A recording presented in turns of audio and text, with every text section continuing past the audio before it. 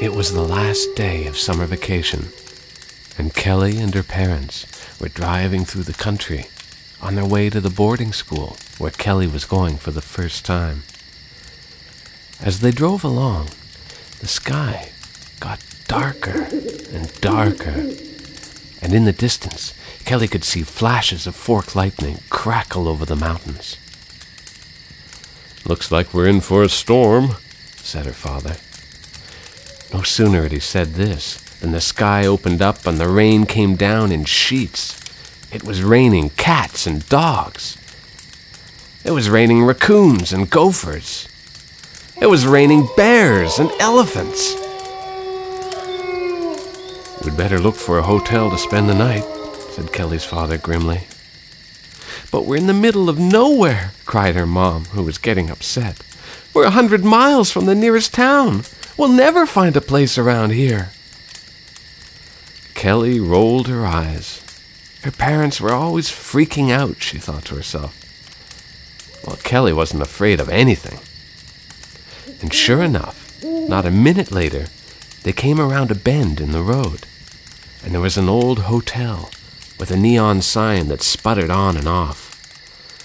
Well, the building looked about 200 years old, and it looked like it hadn't been painted for at least 100. A couple of loose shutters banged crazily in the wind, and there were no cars parked outside. But there was a light in the window. "Well, I guess it'll have to do," said Kelly's mom. "I don't know," said her dad.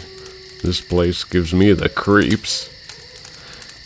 All Kelly knew was that it was probably drier in the hotel than out in the woods, and she convinced her parents to pull over. Inside, even Kelly had to admit that the hotel clerk was creepy looking. He walked with a limp, and he dragged his foot, and he had a patch over one eye, and he spoke like a vampire in an old movie. "Can I help you?" Anyway, they checked into their room, and it wasn't so bad except for the banging of the shutters against the outside wall of the hotel. Her parents got into one bed, and Kelly got in the other, and they turned off the light. They were all so exhausted that they fell asleep the minute their heads hit the pillow. And then a voice started moaning in the darkness. "I am the ghost with the one black eye." Kelly's parents woke up instantly.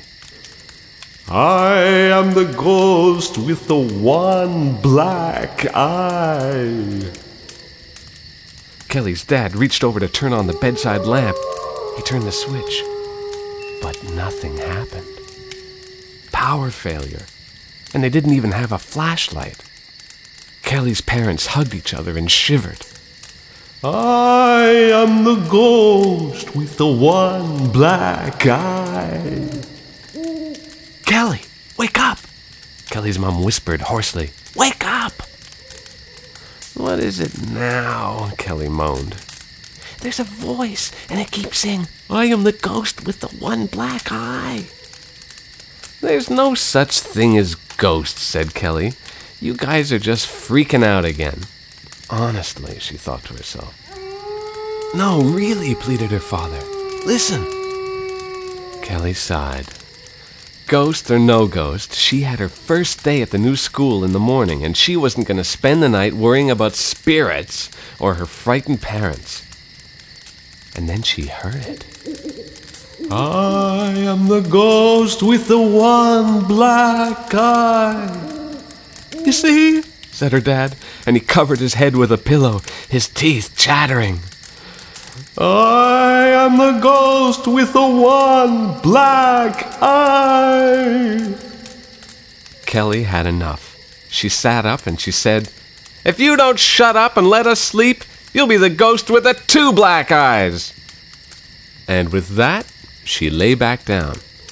And that was the last they heard of the ghost with the one black eye.